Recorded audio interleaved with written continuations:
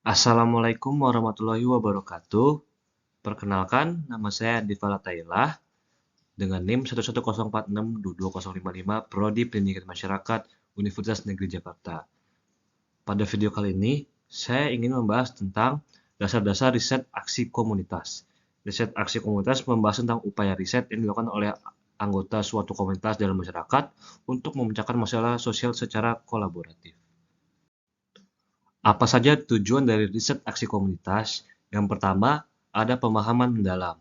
Melalui penelitian yang cermat, tujuan utamanya adalah untuk merespons dan memahami secara menyeluruh akar permasalahan sosial yang ada di dalam komunitas tersebut. Hal ini memungkinkan untuk merancang intervensi yang tepat dan efektif. Yang kedua ada peningkatan kualitas hidup. Dengan mengidentifikasi tantangan yang dihadapi oleh masyarakat, riset aksi komunitas bertujuan untuk memberikan solusi yang tidak hanya sesuai dengan kebutuhan saat ini, tapi juga berkelanjutan dalam jangka panjang. Hal ini diharapkan akan membawa perubahan yang positif dan signifikan dalam meningkatkan kualitas hidup masyarakat. Yang terakhir, ada pemberdayaan masyarakat.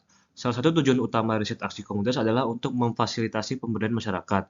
Dilakukan dengan memberikan mereka pengetahuan, keterampilan, dan sumber daya yang diperlukan untuk mengatasi masalah mereka secara mandiri. Pemberdayaan ini memungkinkan masyarakat untuk menjadi agen perubahan dalam memperbaiki kondisi mereka sendiri dan meningkatkan kualitas hidup mereka secara berkelanjutan. Berikutnya ada langkah-langkah riset aksi komunitas. Yang pertama ada perencanaan. Tahap awal ini sangat penting untuk menentukan arah dan fokus riset. Ini melibatkan identifikasi masalah sosial yang relevan dan signifikan di dalam komunitas, serta merumuskan tujuan yang jelas untuk riset tersebut. Selama proses ini, kolaborasi dengan anggota komunitas dan pemangku kepentingan lainnya dapat membantu memastikan bahwa tujuan yang ditetapkan sesuai dengan kebutuhan dan harapan mereka. Berikutnya ada pelaksanaan. Setelah perencanaan selesai, tahap berikutnya adalah melaksanakan riset sesuai dengan rencana yang telah dibuat. Ini melibatkan pengumpulan data melalui berbagai metode seperti survei, wawancara, observasi, atau studi dokumentasi. Data yang terkumpul kemudian dianalisis secara cermat untuk mengidentifikasi pola, tren, dan masalah yang mendasarinya. Analisis ini kemudian diinterpretasikan untuk memahami implikasi dan potensi solusi yang mungkin. Dan yang terakhir ada diseminasi. Langkah terakhir adalah proses riset adalah membagikan hasil kepada masyarakat dan pemangku kepentingan. Ini dilakukan melalui berbagai cara seperti penyajian publik, penyampaian laporan, workshop, atau kampanye informasi. Tujuan diseminasi adalah untuk memastikan bahwa temuan dan rekomendasi dari riset dapat diakses dan dipahami oleh semua pihak yang terlibat. Selain itu, melalui diseminasi yang efektif, masyarakat dan pemangku kepentingan dapat terlibat dalam proses pembuatan keputusan dan implementasi solusi yang diusulkan. Selanjutnya ada manfaat riset aksi komunitas. Yang pertama, partisipasi aktif. Melalui riset aksi komunitas, anggota masyarakat didorong untuk terlibat secara aktif dalam proses pemecahan masalah sosial yang mereka hadapi. Ini menciptakan rasa memiliki dan tanggung jawab kolektif dalam menyelesaikan masalah-masalah tersebut. Dengan demikian, riset aksi komunitas tidak hanya memberikan solusi yang lebih berkelanjutan, tapi juga memperkuat keterlibatan masyarakat dalam membangun masa depan mereka sendiri. Selanjutnya ada perubahan positif. Salah satu manfaat yang paling jelas dari riset aksi komunitas adalah kemampuannya untuk menciptakan perubahan yang positif dan berkelanjutan dalam komunitas tersebut. Dengan memahami akar permasalahan yang dihadapi dan melibatkan masyarakat dalam menemukan solusinya, riset aksi komunitas dapat membuka jalan bagi implementasi tindakan yang efektif dan memicu perubahan yang signifikan dalam kualitas hidup masyarakat. Dan yang terakhir ada meningkatkan pemahaman. Riset aksi komunitas juga berkontribusi pada peningkatan pemahaman akan masalah sosial yang ada dan solusi yang efektif untuk mengatasi masalah tersebut. Dengan melibatkan masyarakat dalam proses riset, pendekatan ini memungkinkan untuk menggali pengetahuan lokal dan pengalaman langsung yang tidak dapat diperoleh melalui penilaian konvensional saja. Akibatnya, pemahaman tentang dinamika sosial dan budaya dalam konteks komunitas tersebut dapat diperdalam, yang pada gilirannya membantu merancang strategi intervensi yang lebih tepat dan berkelanjutan. Lalu berikutnya ada metode riset aksi komunitas. Metode riset aksi komunitas adalah pendekatan yang mengedepankan keterlibatan aktif dan kolaboratif dari anggota komunitas dalam setiap tahap proses riset. Berikut adalah beberapa metode yang umum digunakan dalam riset aksi komunitas. Yang pertama ada riset tindakan kolaboratif. Pendekatan ini menempatkan anggota komunitas sebagai agen utama dalam perencanaan dan pelaksanaan tindakan. Melalui kolaborasi yang erat antara peneliti dan komunitas, ide-ide serta solusi-solusi yang relevan dan bermanfaat dapat terwujud.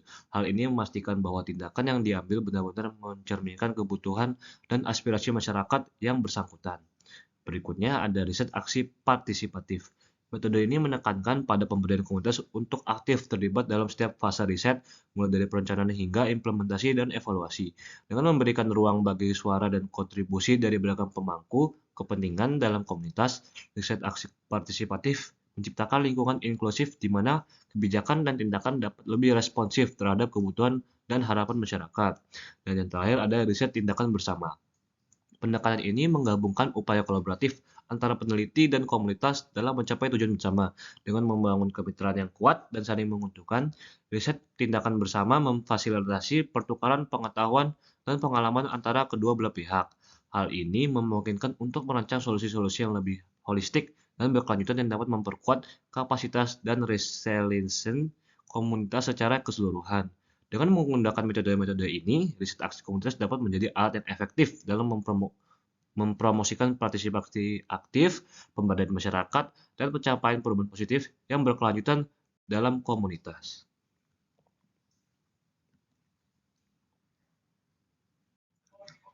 Yang terakhir ada hambatan riset aksi komunitas.